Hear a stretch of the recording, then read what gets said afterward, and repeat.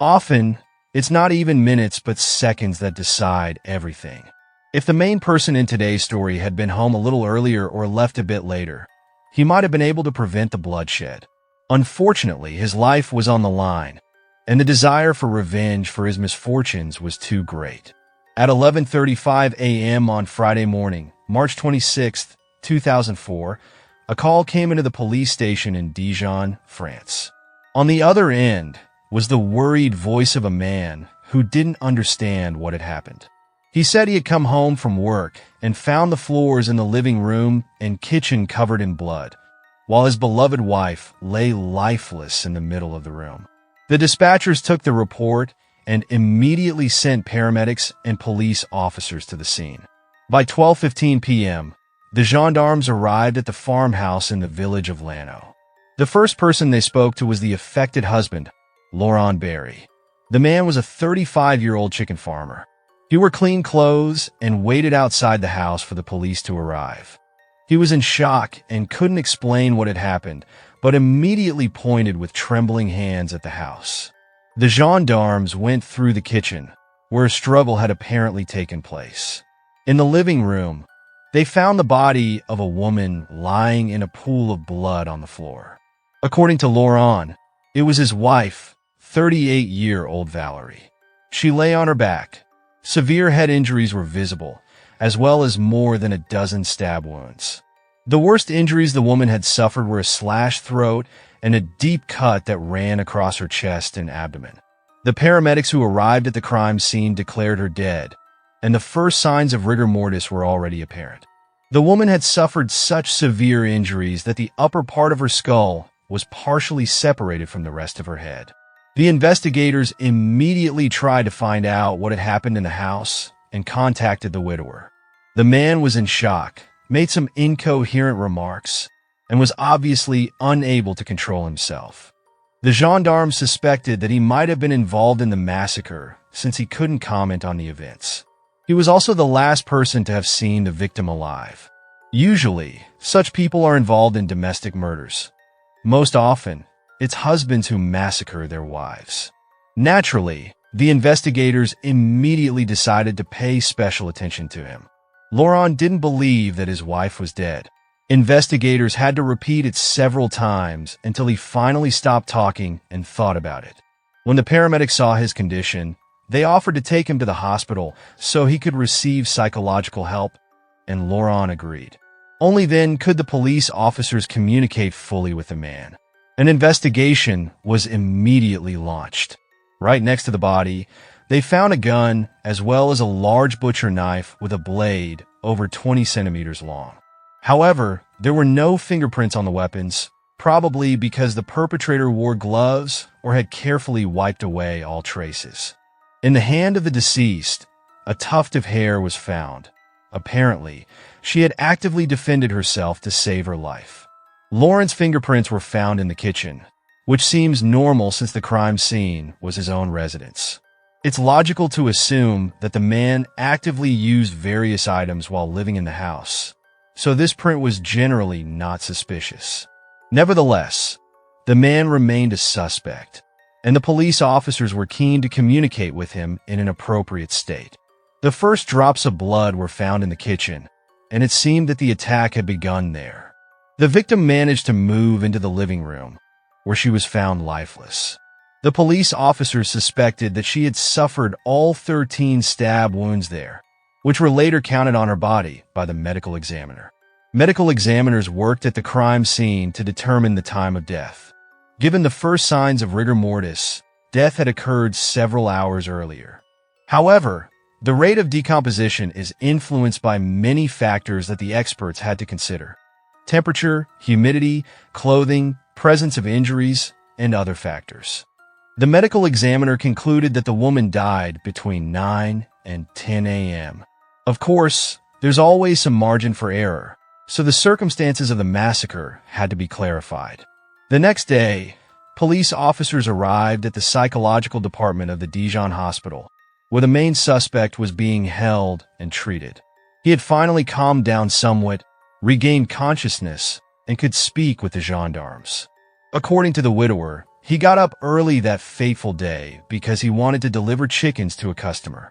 For this purpose, Laurent packed the goods and prepared them for transport. On that day, his wife took the day off because she was overworked and wanted to rest. According to her husband, Valerie wanted to use her free time to do a general cleaning in the room where she was later found dead. Around 9 a.m., the farmer got into his vehicle. Normally, he used a large van to transport the chickens, but that day the order was small, so he used a car. Laurent drove toward Dijon, where the customer's restaurant was located. The place was 56 kilometers away from the family's farm. According to criminologist calculations, the drive should have taken about an hour to an hour and a half. Laurent should have been there between 10 and 10:30 a.m. By that time, his wife was either already dead or desperately fighting for her life and losing the battle. It took about 10 minutes to hand over the goods to the customer, receive the money and the papers, and then Laurent went straight home. On the way, he stopped at the house of his mechanic colleague, with whom he chatted for about 5 minutes and invited him to visit in a few days. Around 11:30 a.m., Laurent was coincidentally back on the farm and made a horrifying discovery in the house. The farmer said that when he drove up to the house, he immediately noticed that he was not greeted by their dogs.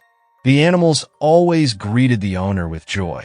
The absence of the dogs alarmed Laurent immediately, but he couldn't suspect that the worst awaited him inside. The man tried to call out to his wife to open the door, but without success. That also seemed strange to him. When he finally reached the living room, he saw her lying unconscious on the floor and tried to speak to her. Of course, Valerie did not respond. Her husband felt that her body was cold and, shocked, threw his coat over her. The emergency call came in at 11:35 a.m. at the city emergency center. The investigators checked the man's statement and actually found him on the video recordings of the restaurant where he had delivered the chickens in the morning. The gendarmes spoke with the customer, who confirmed that he had accepted the goods and had a brief conversation with Laurent. According to him, the man appeared calm as always. He showed no aggression or fear and left immediately after receiving the money. Meanwhile, the medical examiner carefully examined the condition of the corpse and clarified the time of death. He estimated that the incident had begun around 10 a.m., and Valerie had taken her last breath around 10:30 a.m. Laurent was also carefully examined during his stay in the hospital. It was found that he had no injuries, not even the characteristic injuries one might sustain in a fight with a victim. They should have found some, because the woman defended herself fiercely and even tore a tuft of hair from the perpetrator's head before her death. Based on this data, the widowed farmer could be removed from the list of suspects. After consulting with the police, he was released from the hospital and went about his work. The man did not return to his farm, as it was morally difficult for him to stay at the scene of the massacre and constantly be reminded of it. So he went to his parents' house where their children lived. Laurent was in a very depressed state. His mother and father were worried that he needed to seek psychological help again and perhaps even take medication. By this time, the victim's relatives had also become aware of the incident. Everyone was shocked that a young, beautiful woman could be so brutally murdered in her own home. Most of the victim's relatives believed that Laurent was behind the crime. The police still did not have enough evidence to know in which direction the investigation should go. They considered the possibility that the attack might have been a botched robbery. Valerie was quite hot-tempered and had the misfortune of catching the perpetrator after he had broken into the house, and she might have tried to stop the thief, which could have cost her life. The scattered furniture and belongings, the empty jewelry box, and other missing items seemed to support this theory. The police met again with Laurent at the scene of the tragedy. The widower was to examine all the belongings and provide a list of the stolen items. Laurent noted that 100 euros, a wristwatch, and clothing, including sportswear, were missing. It was strange that the attacker had taken such a high risk and killed with such brutality for such a small loot. From the outside, the house appeared unremarkable and not valuable enough for burglars to be interested in it. There were also no signs of forced entry. All this seemed unlikely, so the investigators dismissed the theory of a robbery. The investigators turned their attention to the butcher knife that was found on the floor next to the corpse. It turned out that it belonged to Laurent. It was a special tool for slaughtering chickens. Laurent said he had left it on the kitchen windowsill that day, as he often did, so the attacker could probably get to the huge cleaver as soon as he entered the house. He apparently grabbed it immediately and used the knife because he was afraid Valerie might try to defend herself. Another strange fact was that the family's guard dogs were locked in the shed at the time of the crime. This seemed odd and could indicate that the attacker knew the family well. The animals probably trusted him and let themselves be locked up. The attacker had thus protected himself against an attack by the dogs. Laurent thought that Valerie might have locked up the animals herself because they did not obey her and only obeyed him. Sometimes she locked them in the shed so that the dogs wouldn't cause her trouble. The police tried to find a likely motive for the murder in the deceased's past. It was suspected that it might have been an act of revenge triggered by an old grudge or jealousy toward the woman. After analyzing the victim's life, the investigators concluded that Valerie had a flawless resume and no serious conflicts. The woman worked in a hospital, and everyone who knew her described her as a friendly and smart person who did not seek confrontation and was calm. Nevertheless, close friends of the victim reported several suspicious moments. According to them, Valerie had become much more nervous and withdrawn in the weeks before her death, as if she feared something. Unfortunately, all questions from colleagues on this subject were simply brushed aside. The last suspicion against the widowed farmer was dispelled by the DNA analysis of the tuft of hair found in the dead woman's hand. It did not belong to him, so the man was removed from the list of suspects. In fact, the investigation had stalled, as there was no match in the police databases with the DNA traces. The law enforcement officers spent 3 weeks in this limbo. During this time, the story of the brutal attack on the farm became known throughout the country. People retold it with gruesome details and rumors. The fact that the police failed to stop the perpetrator eventually caused a slight paranoia among almost all the residents of the small community. However, this also had a positive effect on the investigation. During this time, an anonymous witness came forward at the station. The woman was afraid to give her name because she feared for her life. Later, she did reveal her name. The informant turned out to be a tobacco shop saleswoman named Josette.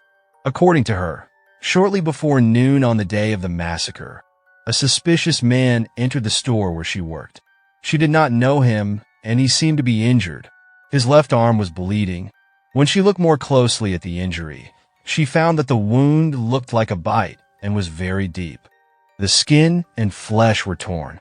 In addition, the man had numerous scratches. Josette offered to help him, but the stranger refused and hurried away after buying a small item. Unfortunately, he paid in cash so he could not be tracked, and there were no cameras. The witness gave a detailed description of the man, whereupon the police officers began to search the neighborhood and question all the residents. Unfortunately, this interrogation did not bring any tangible progress in the investigation. No one knew a similar man. Laurent had his own speculations about who might have committed the brutal massacre. In his opinion, only his former business partner Pierre, with whom he had run a farm for a long time, could have been involved. The businessmen had had a serious quarrel and had gone their separate ways when this man had demanded a large share of the company. Naturally, the former partner knew the farm well and could even remember Laurent's peculiarities, such as his habit of leaving a large butcher knife on the windowsill. As a possible motive, he suspected not only a financial dispute, but also jealousy. According to the widower, Pierre repeatedly flirted with Valerie, which she took negatively.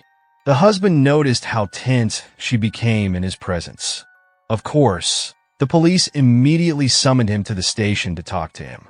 Pierre was asked the usual questions to find out what he had done on the day and at the time of the murder. It turned out that he did not have a solid alibi. The man remembered that he had left the house around 9 a.m. and arrived at his father's house around 10:30 a.m. This time window coincided with the period in which the perpetrator killed Valerie.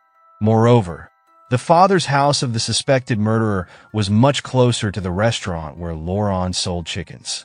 Theoretically, he could have been at the crime scene at the right time.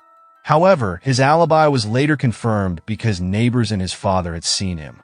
The disgruntled ex-partner gave the investigators strange information. According to Pierre, the couple was on the verge of separation, which is why he tried to hit on Laurent's wife. He said Laurent repeatedly talked about his desire to divorce his wife and run the business alone.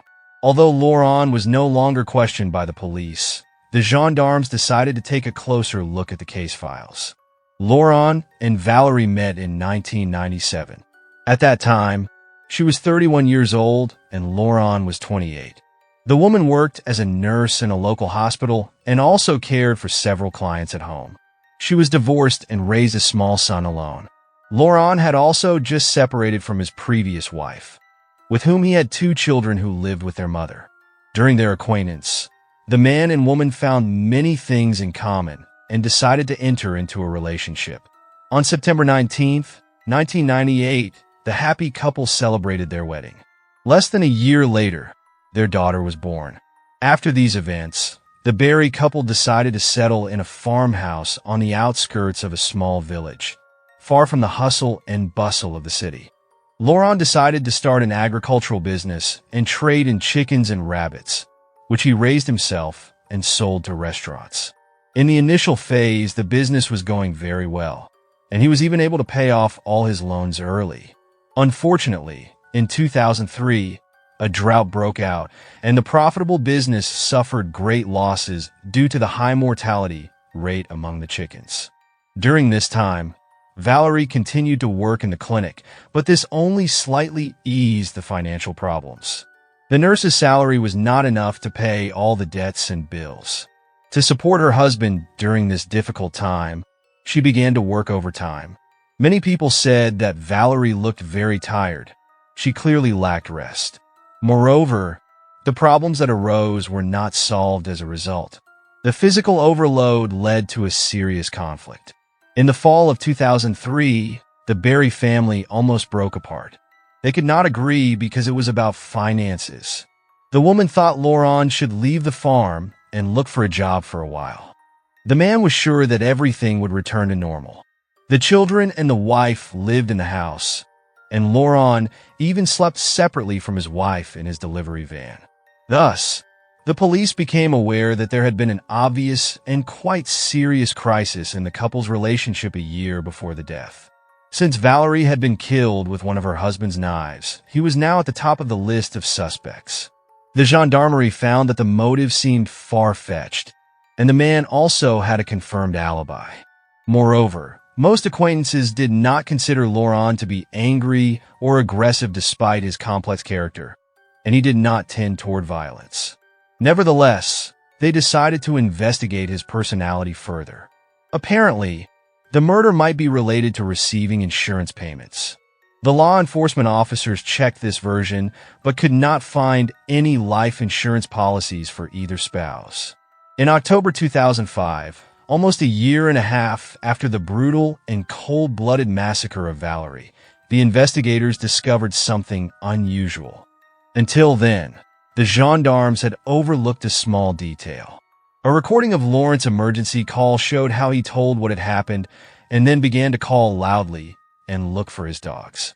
Remarkably, at that moment, their distinct barking could be heard nearby in the background. During the interrogation, however, the man claimed that the animals had been locked in the shed since his arrival and had not even greeted him because they were far away. But the distinct barking of the dogs contradicted his words. The animals were not locked up at the time of the emergency call, but why would they have been locked up afterward? Why lie if there's nothing to hide? To get to the bottom of this oddity, the investigators decided to re-examine all the documents and evidence collected during the investigation. In doing so, the gendarmes discovered that the dates on the invoice that Laurent had printed out for his wife to fill out did not match the time he had indicated. According to the widower, he had created the invoices in the morning before leaving for the restaurant. But in fact, the documents were printed around 11:30 a.m. before the call to the emergency services. The police concluded that the husband was trying to cover his tracks in this way and lead the investigation into a dead end. Could it be that the medical examiners had misjudged the time of death? If so, he might have tried to convince the gendarmerie by printing the documents that Valerie was still alive when he left for the restaurant. In fact, she might already have been lying in a pool of her own blood in the farmhouse's living room. On the instructions of the Dijon prosecutor's office, criminal proceedings were initiated against Laurent. On January 17, 2006, the man was arrested. The interrogation lasted 26 hours. Initially, everything went smoothly. The main suspect did not plead guilty. However, he practically gave the police no direct answers to their questions, but thought long and hard each time and was obviously trying to hide something. The gendarmes were particularly interested in the watch that, according to Laurent, had been stolen from the house. When the police arrived to arrest him at his parents' house, where he was then living with his children, his room was searched. The watch was found there.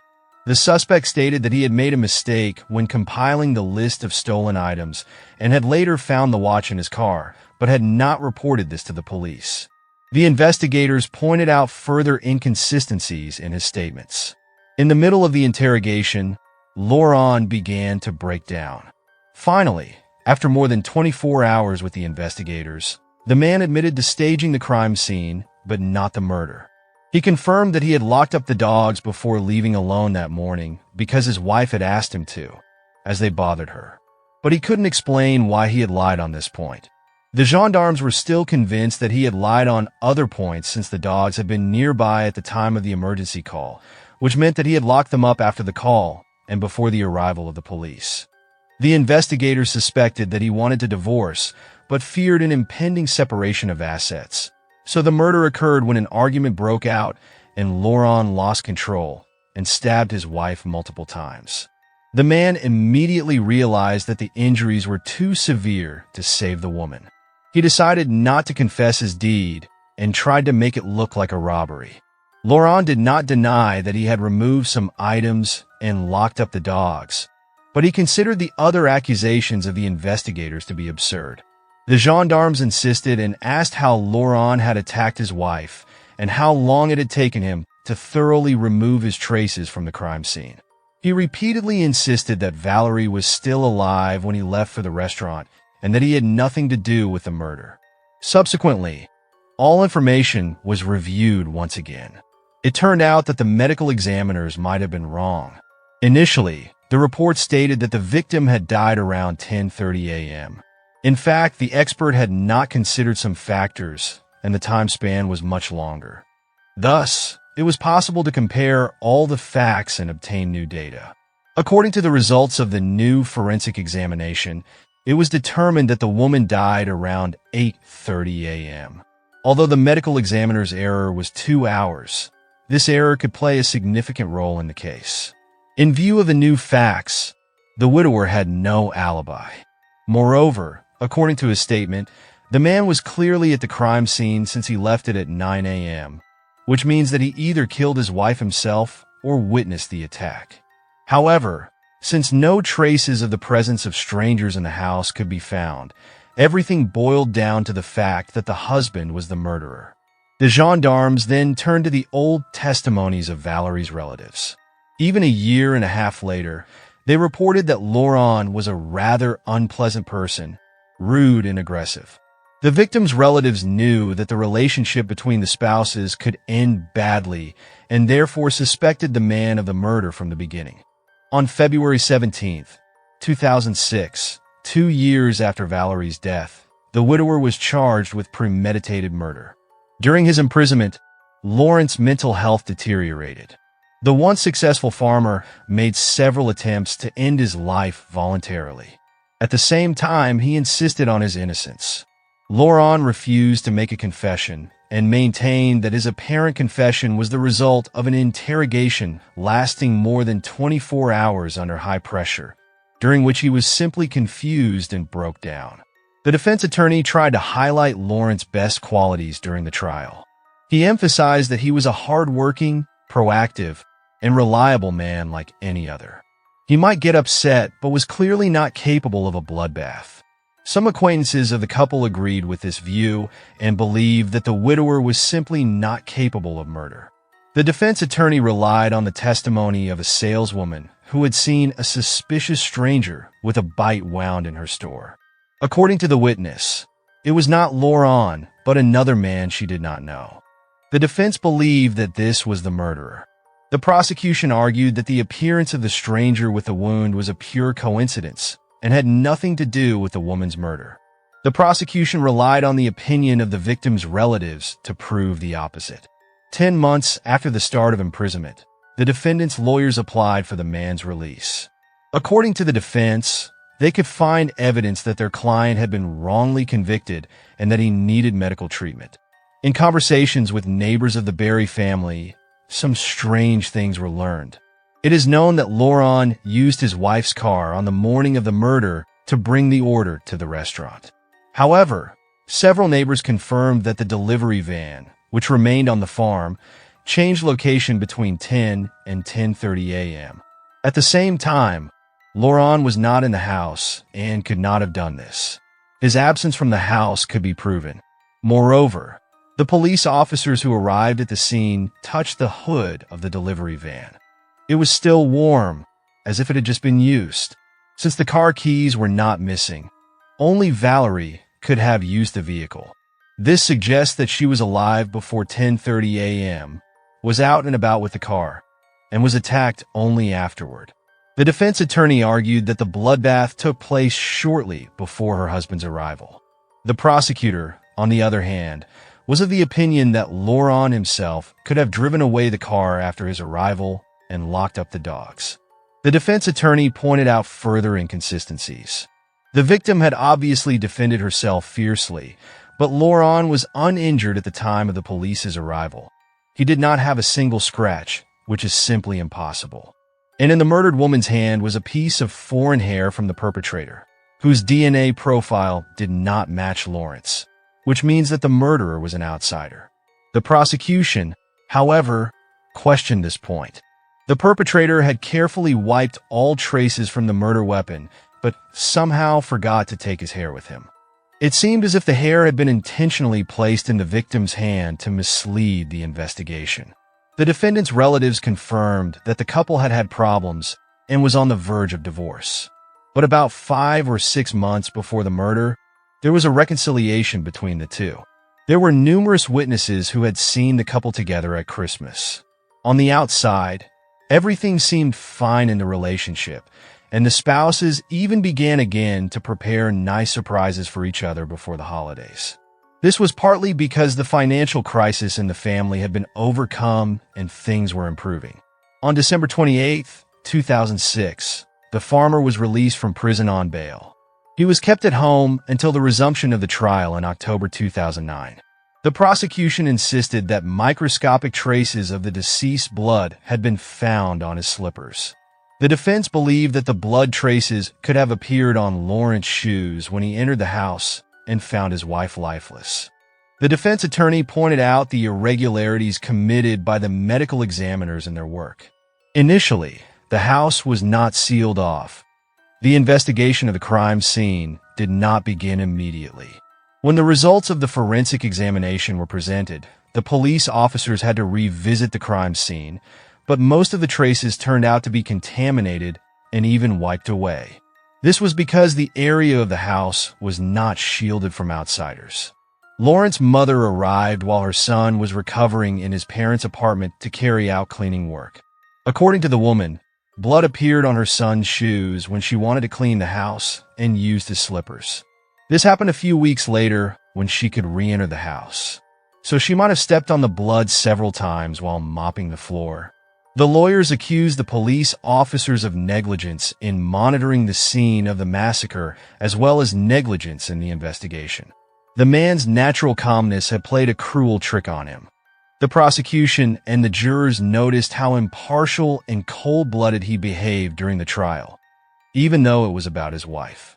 Although Laurent claimed to have loved her very much, he showed no great remorse over her death. His state of shock on the day of the murder was not mentioned in court. The biggest problem for the defense attorneys was what Laurent had said during the 24-hour interrogation. Although he refused to confess to the murder, he was led to agree with some conclusions of the investigators, particularly regarding the staging of the crime scene. Laurent claimed that all this happened under duress. He had only lied to get the whole thing over with. The prosecution demanded 20 years in prison. After 5 days of deliberation, the jurors came together to reach a verdict. On October 23, 2009, Laurent Barry was found guilty of the murder of Valerie after 4 hours of deliberation. When he heard the jury's verdict, he dropped his head into his hands and wept.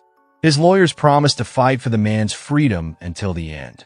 A year later, an appeals court confirmed the conviction, but the widower continues to assert his innocence. In his opinion, the real murderer is still at large. Many agree with him and do not believe that Laurent is behind the crime, as there is no direct evidence against him. Thank you for watching, and take care of yourselves.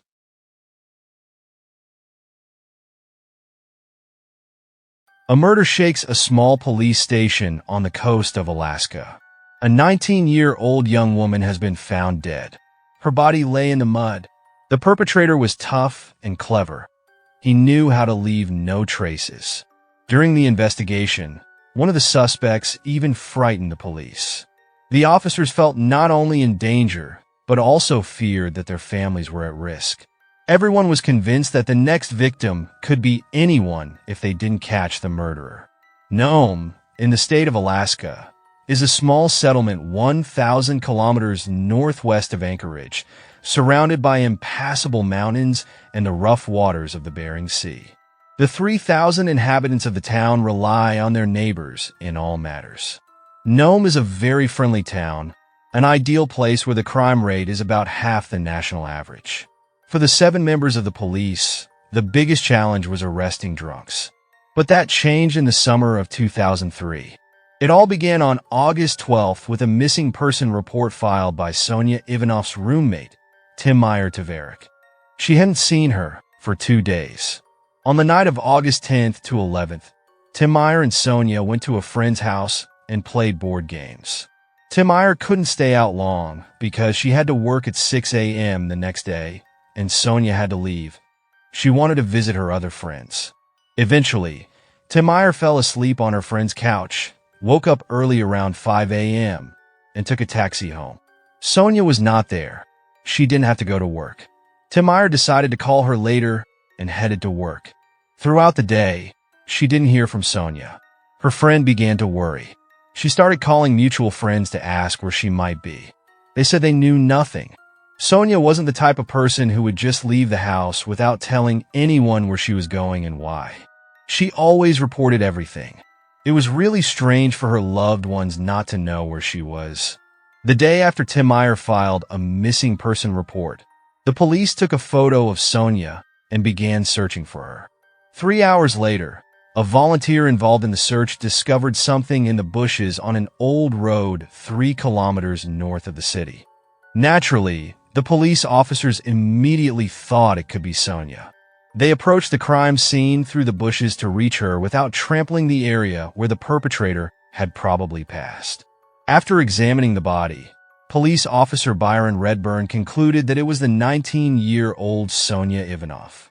He had been at many crime scenes and noted that most of them were characterized by obvious disorder, but this one was not so striking. He couldn't find any injuries on the body. She was wearing only a single sock. Therefore, the officers assumed that she had been raped. Additionally, there were tree leaves on the body. The police searched the area and collected everything that might have been carried away by the wind. They found tire tracks on a pool of blood, and it was clearly visible where the wheel had rolled. It was the first time in 2.5 years that a woman had been killed in this area, and at that moment, they realized they were understaffed. There were only 7 police officers in this town, and they had to maintain order around the clock. They needed help, so the Nome police turned to the Alaska Bureau of Investigation for assistance. However, their criminal analyst was not due to arrive until the next morning. In the meantime, The police officers had to secure the crime scene. As a precaution, Police Chief Taylor and his subordinate Owens volunteered to take over the entire night shift. Redburn had to tell the young woman's family what had happened. This news is the worst there is. No one wants to hear something like that. Her mother couldn't believe what had happened. She kept asking herself who could have come up with the idea of murdering such a beautiful, open, and cheerful person. Sonia had recently moved from a small village to Nome to save money for college. Her roommate Tim Meyer was her best friend since childhood. They were inseparable and could even finish each other's sentences. True best friends, as close as friends can be. When Sonia arrived in Nome, she was already a local celebrity. She was a top athlete. Beautiful, tall, strong, and powerful. Everyone knew her because people are interested in those who are successful in sports, and Sonia was very good at basketball. The next morning, forensic technician Carrie Cathart from the Alaska Bureau of Investigation arrived at the crime scene. The task of a forensic technician is to photograph everything, sketch the crime scene, note the evidence that needs to be collected, and document it. They also assess who might have committed the crime. This means abstracting from the gruesome spectacle of violence and viewing everything from an analytical perspective to understand what happened and what physical evidence can be obtained. The road where Sonia's body was found was lined with bushes on both sides. The deserted road led nowhere, and there were hardly any cars to be seen. However, there were fresh tire tracks. Carrie Cathart examined them carefully. At first, she saw nothing unusual, just mud on the road. But then she saw that there was a blood trail in the middle, over which a car had driven. The driver then turned around, found a dead end ahead, and therefore drove back. She tested the blood with a special test that doctors use to detect blood in urine. The theory was confirmed. Initially, the police thought the victim had been injured on this road. They were sure that Sonia had lain there for a while, even if only briefly, and lost a lot of blood. She was then carried into the bushes and undressed. This theory was confirmed when Carrie examined the area around the woman's body and found almost no blood. Additionally, there were no abrasions on the body. If the murderer had first undressed Sonia and then moved the body, there would have been scratches. Carrie also noticed deep bruises on the woman's face. Maybe there was a struggle. Perhaps Sonia didn't want to do what the perpetrator demanded, and he became angry. The officers examined the body thoroughly to see if it held any evidence, but that was not the case. However, they collected material from the body using adhesive tape to search for unobtrusive particles. When Carrie lifted her head, she saw a gunshot wound under her hair. It was probably the cause of death, but there were no shell casings nearby. The police searched the area, but found neither clothing nor weapons. There was practically nothing left at the crime scene, indicating that the perpetrator knew how to eliminate evidence. He was very cautious and knew how to clean the crime scene, but overlooked the tire tracks. The investigators made casts of the clear tracks, the same thing dentists do to mold dentures. The tire impressions were then sent to forensics. Nearby, the officers found another piece of evidence. On a tree near the road, they noticed blue car paint on one of the branches. Only an off-road vehicle or a truck could have hit such a high branch. While the paint was being analyzed in the lab, the police analyzed the collected information. First, the murderer most likely drove a blue car. Second, he knew how to erase his tracks. Third, such a gruesome discovery only 3 kilometers from the town meant that Nome was no longer safe. The tire examination revealed that the perpetrator's truck had 3 identical tires and one of a different type. Additionally, it was found that a number of trucks and SUVs are painted in this specific shade of blue. While investigators searched for vehicles matching the tire tracks, Byron Redburn went to Sonia's neighbor Tim Meyer. He asked her to show him Sonia's belongings because he thought he might find a clue or new information in them. As Redburn flipped through Sonia's photo album, a picture caught his attention. He noticed a photo of the woman who had a large bruise on her arm. Tim Meyer explained that a friend of theirs had done this. The two had many friends who often visited them. They watched movies together, and sometimes wrestled playfully. One of the men had left this bruise. His name was Andrew Donnelly, but everyone in town called him Donnie. Redburn knew that the guy was in love with Sonia, and then he saw this bruise. That was very suggestive. Redburn immediately summoned Donnie for questioning. Donnie said he had liked Sonia very much and was sorry about what had happened to her. He said he couldn't have killed her because he was out of town hunting at the time. He said he was several kilometers from Nome, where he and his friends were camping. The officers spoke with his friends, who confirmed that they were indeed out hunting, but that Donnie had spent the night separately, so they couldn't be certain that he had been there all night and hadn't gone anywhere. That meant Donnie could have traveled the 170 kilometers to Nome, killed Sonia, and then returned to the hunting camp unnoticed. The officers needed to scrutinize Donnie more closely. The next day, the police obtained a search warrant for his house. There, Redburn found sneakers stained with blood. Donnie's car, a blue pickup truck, was parked in the garage, and the police immediately recalled the blue paint at the crime scene. When they examined the vehicle, they found a blue object in the back of the truck that showed many stains. Carrie Cathcart conducted a test that indicated it was very likely blood. When they sprayed the tires with a special substance, a conspicuous green glow appeared. Behind the driver's seat, they found a hunting rifle, and one of the gun stocks had a stain, presumably also blood. When you see blood on a firearm, on the tarp, and on the wheel of a truck, you begin to suspect that the owner is indeed involved in a crime. When the tires of the pickup were examined, it turned out that the fourth tire was different from the other three, just like the car that had been driven near the crime scene. The entire police force was sure it was him. It just had to be proven. Despite the mounting evidence, Donnie still claimed he had nothing to do with Sonia's murder. He said he had shot a porcupine, and the blood in the truck was from it. Additionally, he had run over a rabbit. The rabbit was still alive, so Donnie got out and stomped on it with his foot to put it out of its misery. When Carrie Cathcart heard this explanation, it seemed ridiculous to her. Then came the results from the forensic lab. The blood found on Donnie's sneakers, the tarp, the tires, and the shotgun came from animals, and the paint on his pickup did not match the paint on the branch found at the crime scene.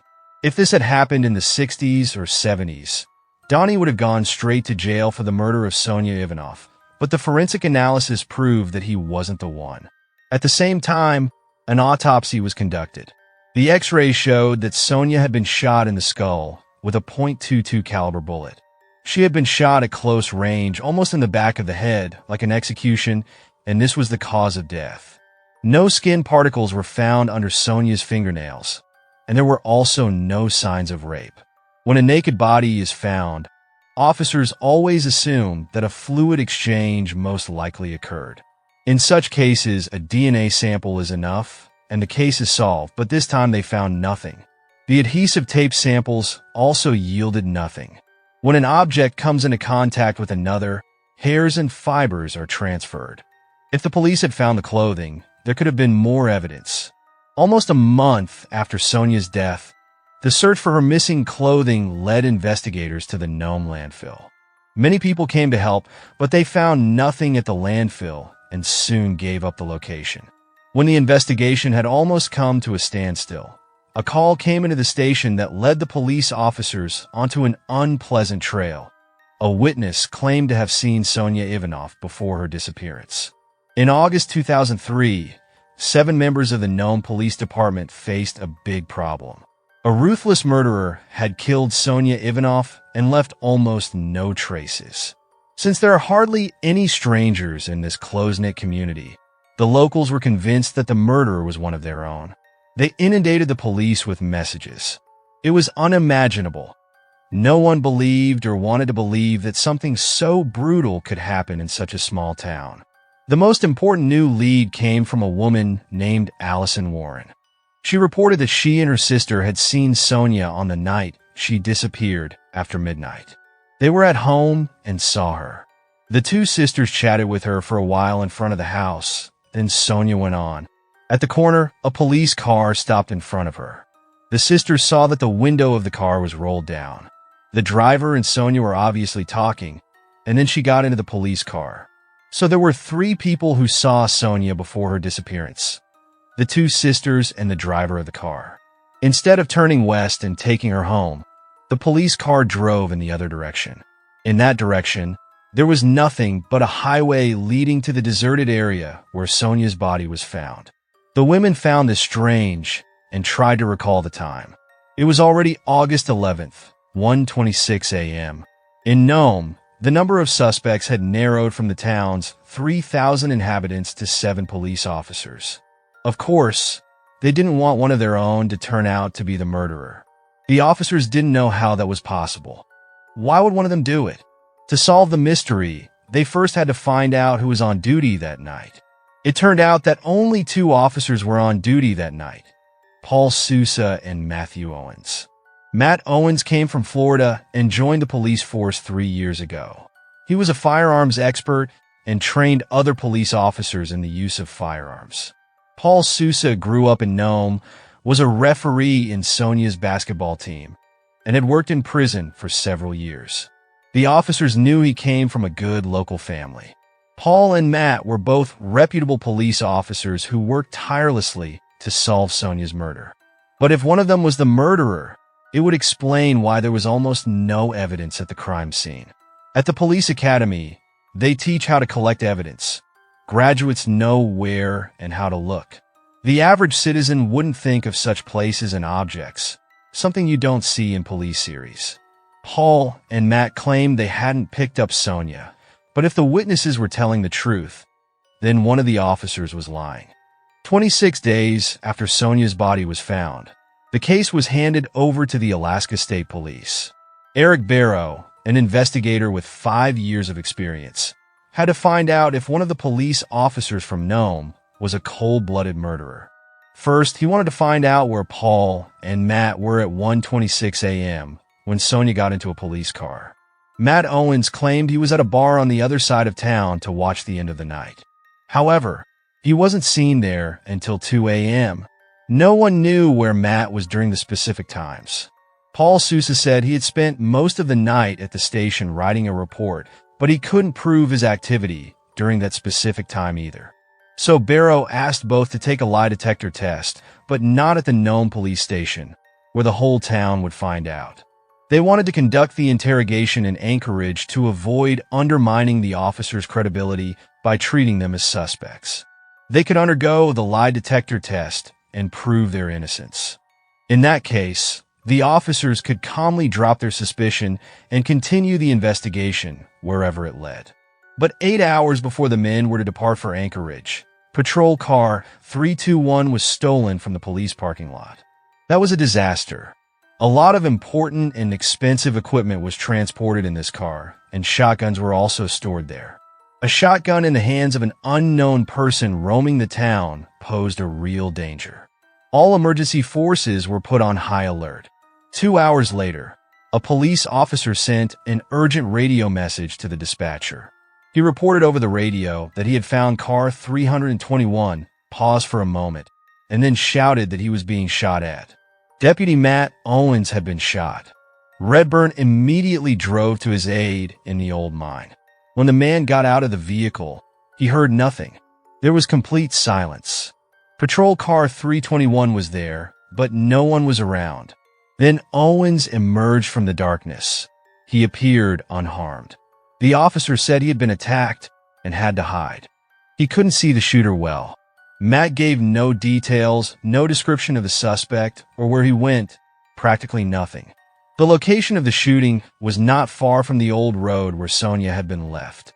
The officers searched all night until dawn, but found no one. A forensic scientist from the Alaska State Lab discovered something strange at the scene. One of the patrol car's windows had been smashed, and on the seat lay an envelope and a swimming pass in the name of Sonia Ivanov. This item was not mentioned in the police reports. No one could know that the ID was missing, yet it was there. This suggests that the person who stole the car is the murderer. The investigators couldn't figure out if the murderer was playing with them or had something to say. Then Carrie Cathart opened the envelope she had found and discovered a note. Some sentences immediately caught her eye. Pigs. I hate police officers. I hate everyone. It was very easy to take the car keys. It's not their fault. It's their fault she got caught. It's unlikely that someone would steal a police car to leave a note and report a murder unless the police were getting too close to him. The note and the pass were sent to a lab to be tested for DNA and fingerprints, but just like at the crime scene and with the body, no evidence was found. The note was given to an FBI forensic psychologist for analysis, who shared his assessment with the investigators in Alaska. The man stated that the murderer mentioned Sonia's name, indicating that he knew the victim. The wording suggested that he wanted to kill and did so. The letter made it clear that he was ready to kill anyone who pursued him. I leave you alone, and you leave me alone. Come closer, and I will shoot you. The officers felt not only in danger, but also feared that their families and everyone else were at risk. The note confirmed the police's worst fears. The murderer was trying to divert suspicion from himself by using the word pigs in reference to the police. According to FBI experts, this almost certainly meant that Sonia's murderer worked for the police. Paul Sousa and Matt Owens, who were on duty the night of the murder, were flown to Anchorage to undergo a lie detector test.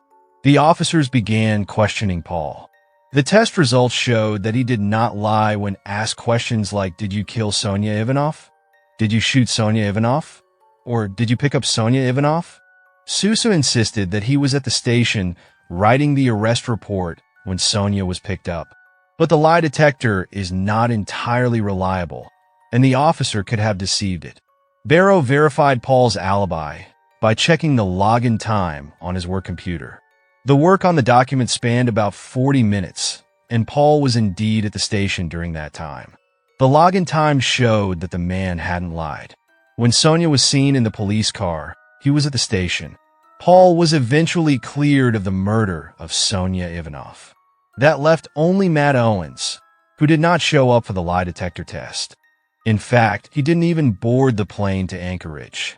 Owens claimed he was still recovering from the shooting. After that, the officer's full attention turned to Matt. In analyzing the events, Barrow recalled that Owens had been at the center of the investigation the whole time. He took the missing person report, observed the crime scene, and was the one who found the stolen patrol car. At that moment, Barrow realized they had found the right man. He had no more doubts. On October 21st, 2.5 months after Sonia's disappearance, Matt Owens was arrested. The news spread like wildfire in Nome. When Sonia's mother learned that the police officer was the main suspect, she was stunned. She didn't want to believe it. The woman couldn't understand how someone they were supposed to trust could do something so terrible. When Owens was arrested, the phones at the police station rang non-stop with calls from frightened women in the area telling the same story. They all recounted how he offered them a ride, forced them into sexual intercourse in a patrol car, and then just dropped them off saying, "No one will believe a drunk woman anyway." It started with minor assaults. Owens picked up women he knew and had sex with them while he was on duty. Then he began using weapons and making threats. "If you don't do what I say, I will shoot." His contempt for women and his desire to gain power over them through violence became increasingly apparent. 6 women accused Owens of raping them over a period of 2 years, constantly threatening them with arrest. A chronology of events showed that the brutality and threats escalated each time.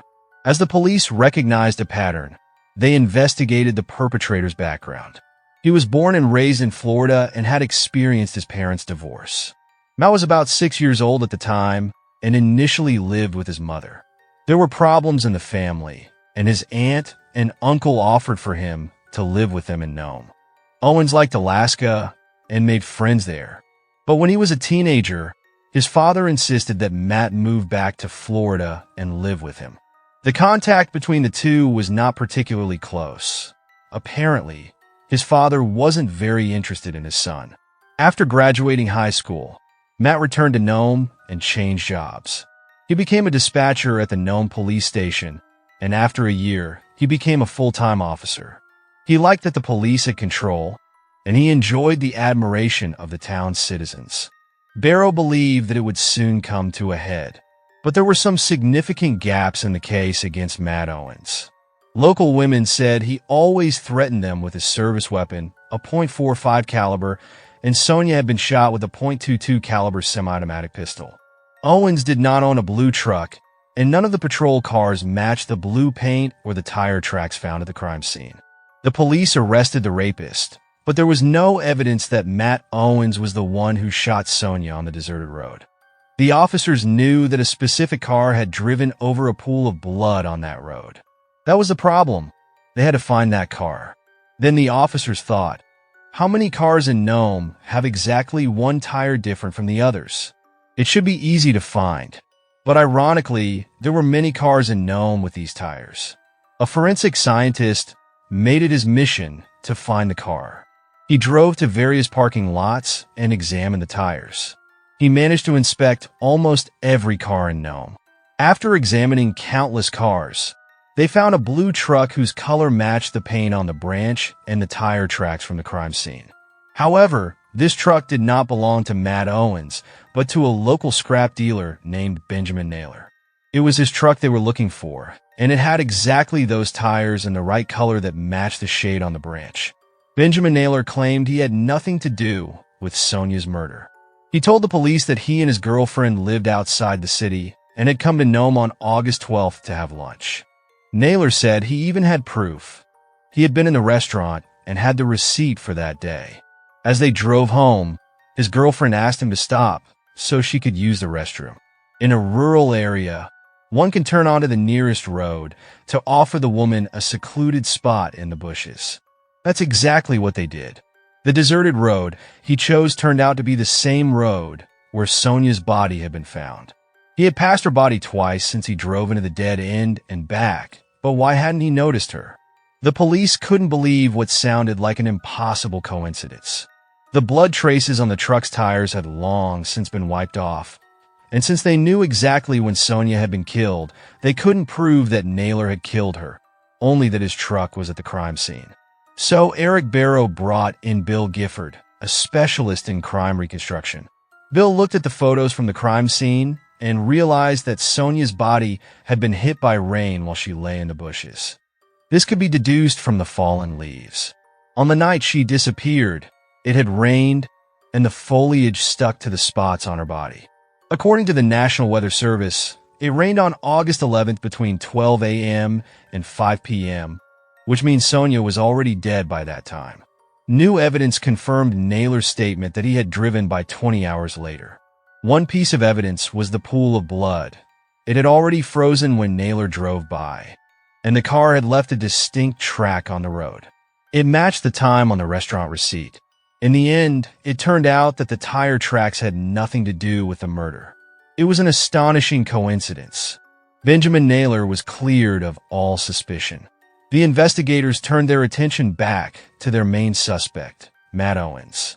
It remained unclear where he was at the time of Sonia's murder. The officers continued to search for conclusive proof or physical evidence linking Matt to the murder of Sonia Ivanov. But at that point, they only had circumstantial evidence.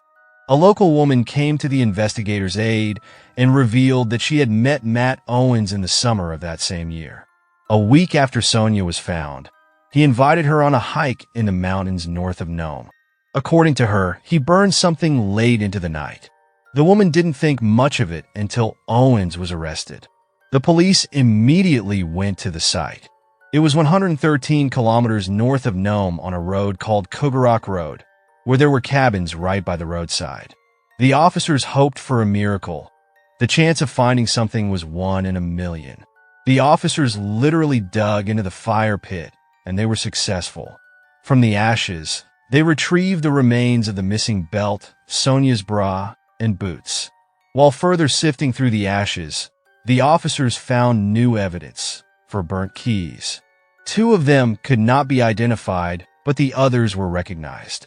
It turned out that one of the keys belonged to the mailbox of Matt Owens' uncle. The other belonged to a woman who claimed Matt had offered her a ride and then raped her. When the woman got out of the car, she dropped the key from her pocket, but didn't pick it up.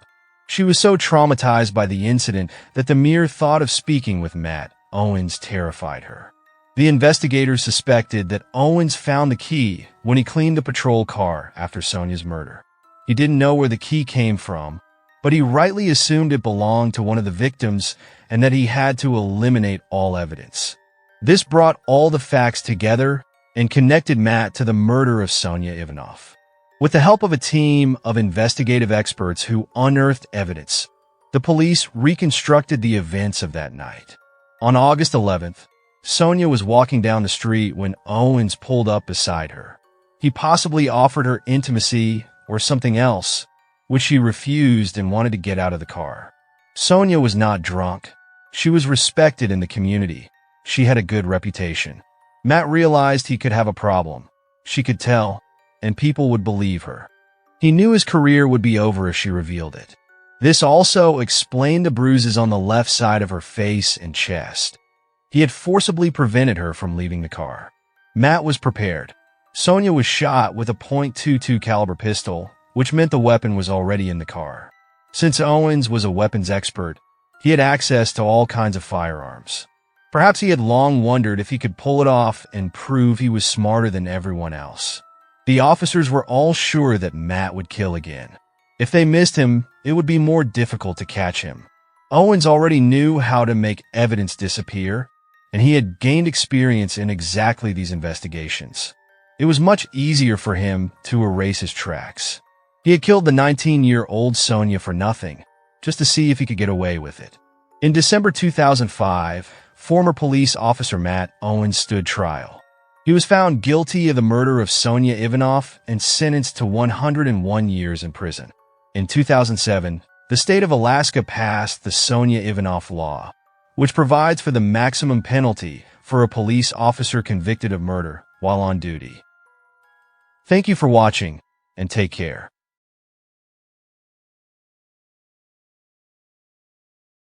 In today's story, old mistakes have had far-reaching consequences, like in a butterfly effect.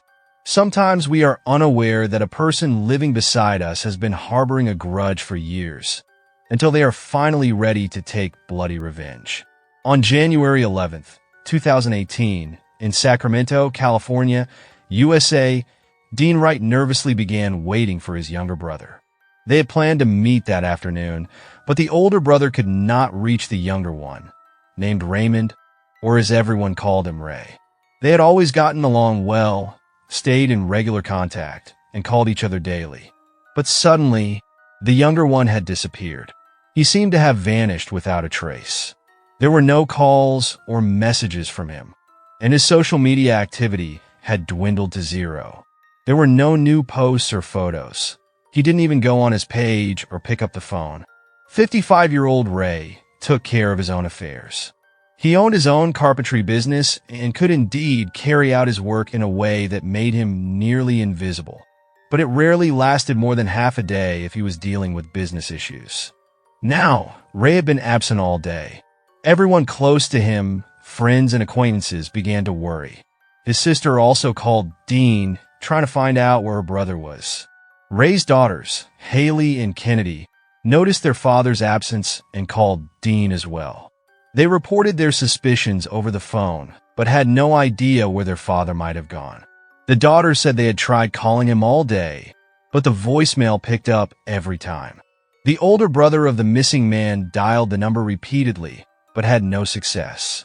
That evening, Dean decided to check Ray's house in Rockland, a suburb of Sacramento. Raymond also had a store nearby where he ran his business, and things were going well. Unfortunately, Dean found no trace of his brother. Neither in the house nor in the man's workshop was there any sign of a break-in or forced entry. The house and workshop looked as if the owner had simply vanished. The brother knew exactly what the house and the workshop looked like, but upon a closer inspection of the premises, he could not detect anything suspicious that might indicate a break-in. Even the man's pickup truck was missing. At this point, Dean began to panic. His brother had disappeared suddenly without any intention of going anywhere, and his relatives had no idea where he could have gone or where to look for him. In the meantime, everyone was losing their minds, including Ray's ex-wife, Peggy, who still thought Ray was the love of her life. Peggy and Ray had married in June 1994. She had been charmed by his kindness and romantic nature. He was an excellent husband and father, even adopting Peggy's child from a previous marriage, a little girl named Haley, who was only 3 years old at the time. Ray was a wonderful man who immediately began showering her with paternal love and affection, spending all his free time with her, taking her fishing, playing soccer, and going swimming with her. Ray became a true blessing for Peggy. 3 years later, their daughter Kennedy was born. For a long time, they tried to build a happy family, but after a few years of living together, differences in their views on life started to emerge. The young mother worked and devoted all her free time to the children, while Ray frequently changed jobs. During this time, Ray founded a business, dedicating himself fully to it, and sometimes distancing himself from household responsibilities and family life due to the demands of his work. In 2001, the couple divorced, and the children stayed with Peggy. Ray visited them constantly and actively participated in their upbringing. Afterward, Ray remained single for several years, not even thinking about family life due to his high workload. It wasn't until 2009 that Ray remarried, but this marriage didn't last long due to his work demands, and he divorced for the second time that same year. Family and friends said that Ray was so disappointed that he couldn't build a private life due to his work addiction that he fell into depression and began drinking. For the first time since he was 20 years old, Ray had problems with alcohol. However, once he got married, he gave up his vices. According to his first and second wives, he stopped drinking and led a sober life for many years. The second divorce, however, threw him off track, and Ray slipped into a drinking binge. As a result of his drinking, Raymond began to experience serious problems. He was never aggressive or quick-tempered, but after drinking, he became reckless. In November 2011, after another drinking spree, he got behind the wheel in a drunken state at night. Out of control, he caused an accident.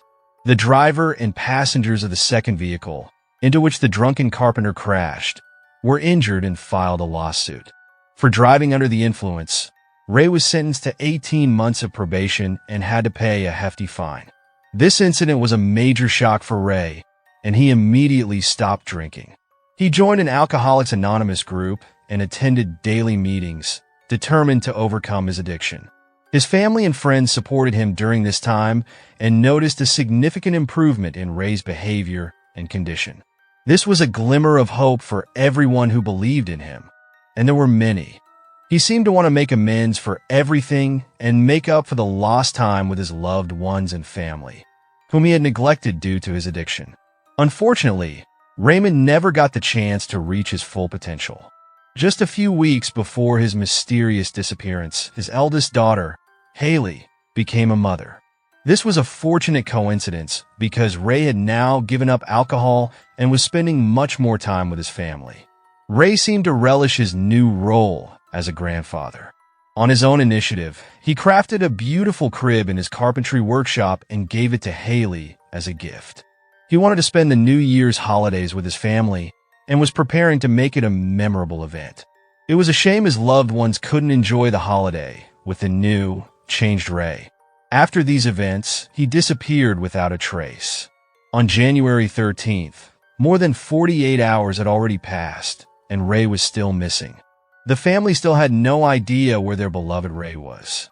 When Dean arrived at his brother's house for the second time on January 13th, 2018, 2 days after Ray's disappearance, he immediately noticed the smell of marijuana at the entrance. This struck him as strange because even if Raymond had returned, he had never been involved in smoking illegal substances. Suddenly, a stranger emerged from the darkness of the room and tried to chase Dean away. The older brother didn't back down and tried to find out who it was and why the stranger was in his brother's house. The unknown man took a step toward him, staring deeply into Dean's eyes, before tearing himself away and fleeing through the back door. Confused, Dean called emergency services, and the Rockland police arrived at the scene within minutes. All that was left after the stranger's escape was a glass with ice, lemonade, a lid, and a straw. These were the only clues police officers found after numerous searches of Ray's house. These pieces of evidence would later play a significant role in the investigation. Naturally, the encounter was so unexpected and suspicious that the officers immediately suspected a connection between the unknown intruder and Ray's disappearance. Friends described Raymond as a creative and kind man. After overcoming his addiction, his positive qualities became even more apparent. No one believed he would just run away and abandon his family, especially after becoming a grandfather. This event was so joyful and long awaited for him that he simply radiated happiness. He had no enemies, even during the time when he had alcohol problems. Ray was calm and avoided conflicts, never getting involved in fights. After this strange encounter, Dean's worry increased. He wondered if it could have been a coincidence. Dean was well acquainted with Ray's close circle, but it was the first time he had ever seen this man, which struck him as odd. Only 2 days had passed since Ray's disappearance when an aggressive stranger showed up in the house, so the man was immediately suspected of a likely crime. However, the police had no leads on where exactly to search for him. Raymond was placed on the missing persons list, and an active search was initiated.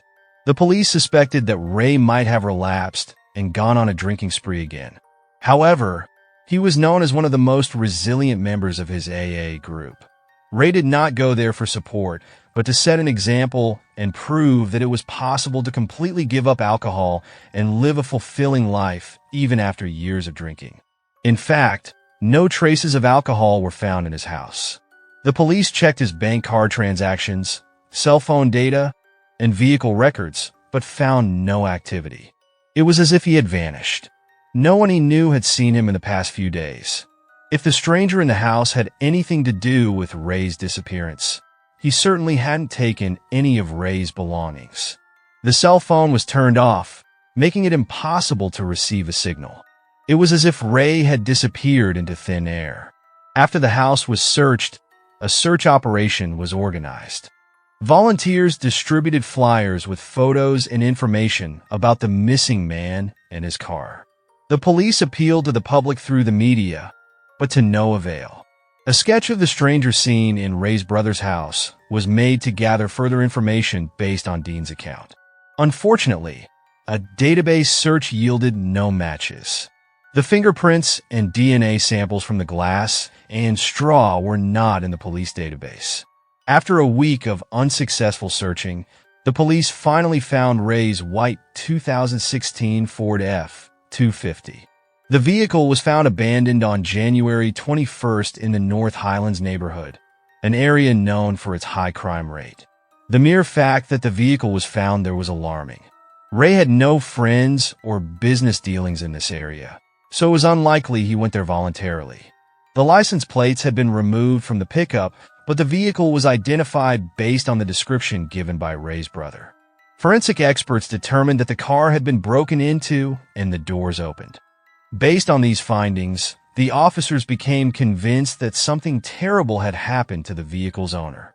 Someone had clearly tampered with his property, which could have been the motive for an attack. Given the time that had passed since his disappearance, there was little hope Ray would be found alive. There was no ransom demand, but despite the police's certainty, Ray's family still hoped he would return. After the vehicle was secured by the police, state authorities requested FBI assistance. Agents arrived to help with the investigation, using their techniques to search for evidence and fingerprints of the possible perpetrator. At the joint between the mats and the vehicle body, barely visible dark red droplets were found. Testing confirmed it was human blood. To obtain a DNA sample from the missing person, Ray's toothbrush was taken from his house. After comparing the collected materials, it was determined that the blood in the vehicle interior belonged to the vehicle owner. This confirmed the police's troubling suspicions. Despite some breakthroughs, no clues leading to the perpetrator were found. The investigation dragged on, and it seemed that the investigators had reached a dead end. However, a sudden event soon changed the situation dramatically. On January 27, 2018, an unknown vehicle sped through Sacramento. The police pursued it, struggling to keep up with the driver, who reached speeds of up to 100 miles per hour in certain areas. The chase, which saw dozens of traffic violations and put several people in danger, finally ended abruptly when the speeding vehicle crashed head-on into an oncoming car. Fortunately, the driver survived, though he was trapped by metal fragments inside the cab and sustained only a broken leg and minor injuries. At this point, the officers had no idea how dangerous the man who had fallen into their hands was. The California Highway Patrol handcuffed the deranged driver, who was heavily intoxicated at the time of his arrest.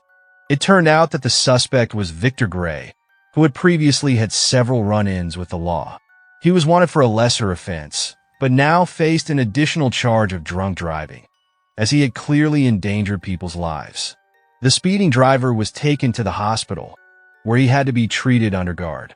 Immediately after that, he was taken to the Sacramento County Jail. The more the police analyzed Victor Gray's life circumstances, the more suspicions and accusations emerged. They discovered he had been driving a stolen vehicle with license plates that did not match its registration. The suspicious plates were checked in the database, and it turned out that they belonged to a 2016 Ford model, the same vehicle recently found in a crime-ridden part of the city and registered to the missing man, Raymond Wright. From this point on, Victor Gray became the primary suspect in Raymond Wright's disappearance. However, more evidence was needed to prove his involvement. Despite the police's best efforts, they were unable to expose the likely culprit. Gray fabricated various falsehoods and continued to claim he didn't know Ray or how the missing man's license plate ended up on his vehicle. The fruitless attempts to implicate Gray persisted for about 3 months until another major turning point occurred. In April, the DNA results from a straw found in Ray's home finally came back, and it was a perfect match to Victor's DNA. The circle was slowly closing. The suspect had indeed been in the missing man's home. Additionally, Ray's brother Dean recognized the man. Unfortunately, this still wasn't enough for a conviction, and it was still unclear what had happened to Ray. However, the car in which Victor had an accident contained a veritable treasure trove of evidence for the police.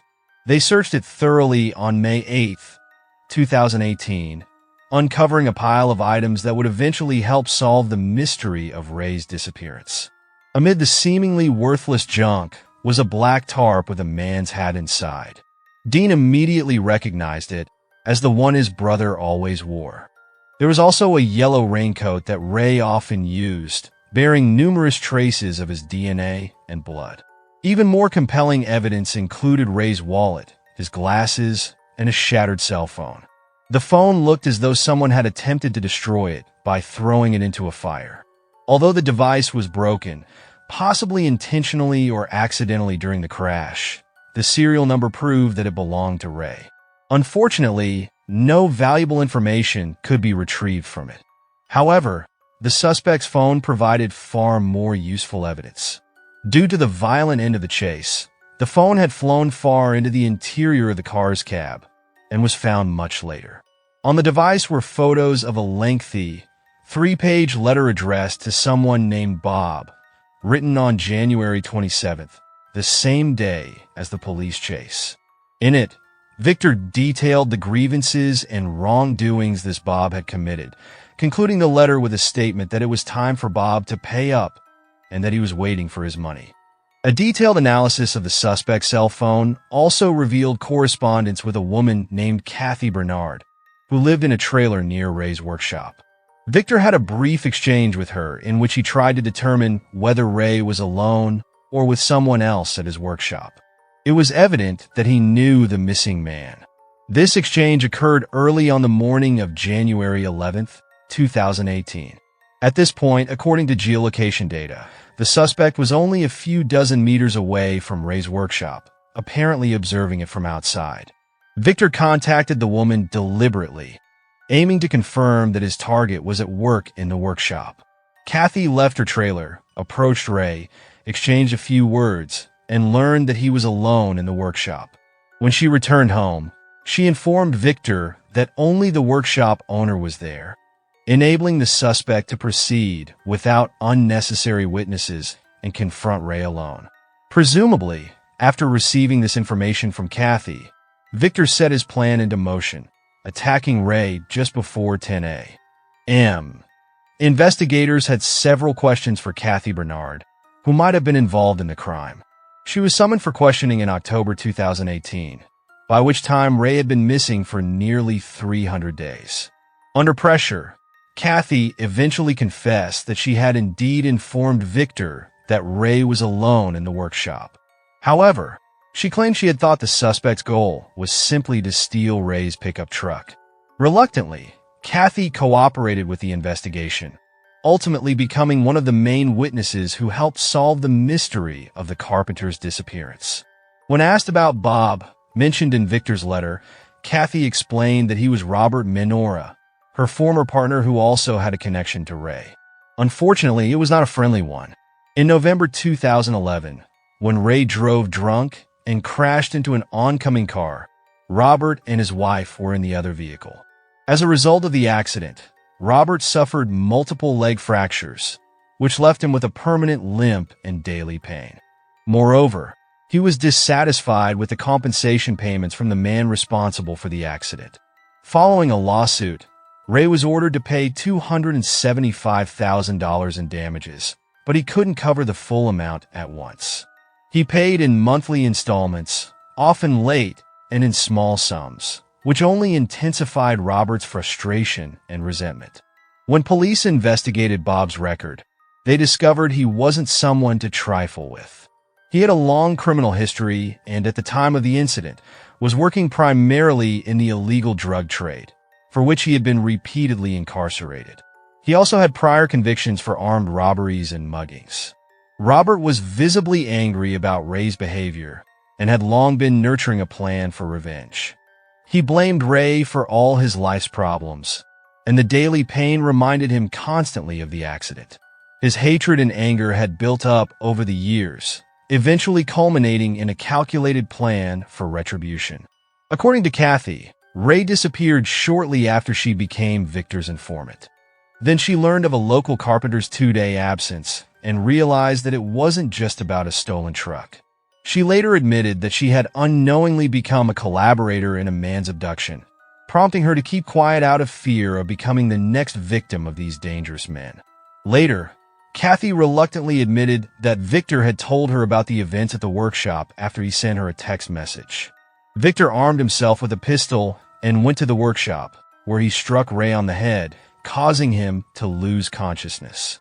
He then tied Ray's hands and placed him in the pickup truck. With the immobilized truck owner lying in the back seat, Victor drove calmly through the city, eventually reaching his house several kilometers away. When Kathy asked if they had killed Ray, Victor grabbed her by the throat and warned her not to ask any questions about it. He promised to keep her informed, but didn't reveal what had happened to the abducted man. As the interrogation continued, it emerged that Tessa Trimble, Bob's new girlfriend, was also suspicious of him. This made it challenging for the police to get her to talk, as she knew he was a dangerous man and feared retribution. She admitted she had some knowledge of what had happened. Bob didn't go into detail, but said that he had finally taken care of everything that should have been done long ago. Tessa immediately suspected this meant he had murdered Ray, a thought that had made Bob increasingly uncomfortable. The main challenge for investigators was that Raymond's body had never been found, despite all efforts. In March 2021, Victor and Robert were still accused of Ray's abduction and murder, even though his remains had not been located. The criminals did not confess to their guilt, fully aware that a life sentence without parole awaited them if convicted. Their lawyers argued that without Ray's body and relying solely on circumstantial evidence, they could not be convicted of murder. Ray was still officially considered missing, though 3.5 years had passed since his disappearance. This extended period made the defense strategy less convincing, as many believed that Ray would have reappeared by then if he were still alive. However, this lack of a body allowed the perpetrators to attempt avoiding punishment. The prosecution faced several issues from the start, one of which was the credibility of witnesses. Nearly all of them had previous encounters with the law or other personal issues, which could lead to their motives being questioned. One of the witnesses was Victor's cellmate, who claimed he had heard Victor confess that Ray had been poisoned. After the murder, Ray's body was reportedly dismembered in a room prepared with plastic sheeting for this purpose. The police revisited Victor's address, but they found nothing. At one point, Victor told his wife over the phone that he needed to clean up the crime scenes, an apparent reference to covering up evidence after Ray's murder. Unexpectedly, Victor made a partial confession, revealing that he had indeed kidnapped Ray and handed him over to Robert Minora, but claimed he hadn't killed him. The reason for this revelation was an unpaid debt. According to Victor, his accomplice was supposed to pay him $10,000 in cash for the job, but Victor never received the money. On the day of the high-speed police chase, Victor was reportedly en route to confront the client who had cheated him. Had he received his payment, the chase likely wouldn't have occurred, and the suspect might have escaped without consequence. The trial began in March 2023, over 5 years after Ray's disappearance. Unfortunately, throughout this entire period, investigators were never able to locate Ray's body. Victor refused to admit to more serious crimes and, of course, didn't reveal the location of Ray's remains. The trial was challenging, as it was much harder to convince the jury of the perpetrator's guilt without a body. In turn, the defense lawyers had numerous arguments to leverage. The prosecution, however, had their own key assets, primarily Kathy Bernard, who agreed to testify against the kidnappers in exchange for immunity. Kathy played a significant role in the trial, providing a great deal of incriminating testimony against Victor and Robert. Victor's confession also became crucial in establishing Robert's direct involvement in Ray's disappearance and probable murder. Predictably, the defense focused on the lack of physical evidence, especially the absence of a body. The hearing stretched on for days, with just the review of the defendant's correspondence taking 48 hours. Afterward, the jury deliberated for 4 hours before returning with a verdict. On March 17, 2023, both criminals were found guilty of first-degree murder and abduction. They were sentenced to life imprisonment without the possibility of parole. Victor refused interviews with journalists, while Robert immediately began claiming the trial had been a miscarriage of justice. To this day, he maintains his innocence, insisting that Victor and Kathy framed him. The prosecution dismissed these claims, asserting that Robert's motive was revenge. Victor had no prior connection with Ray, so there was no personal reason for him to kill him. Kathy Bernard and Victor Gray even filed a lawsuit against Robert, accusing him of stealing money from them, an amount of around $10,000. It appeared that Victor was trying to restore his sense of justice and recover the payment for the abduction he had carried out. However, this claim was not upheld in court. Raymond's body was never found, a fact that continues to trouble his family, who wish to give him a proper farewell. Despite the tragedy, Ray's daughters showed resilience. Haley, now happy with her partner and young daughter, works at a restaurant. Kennedy, a graduate of UC Berkeley, is building a career as a writer and actress. Thank you for watching, and please take care of yourselves.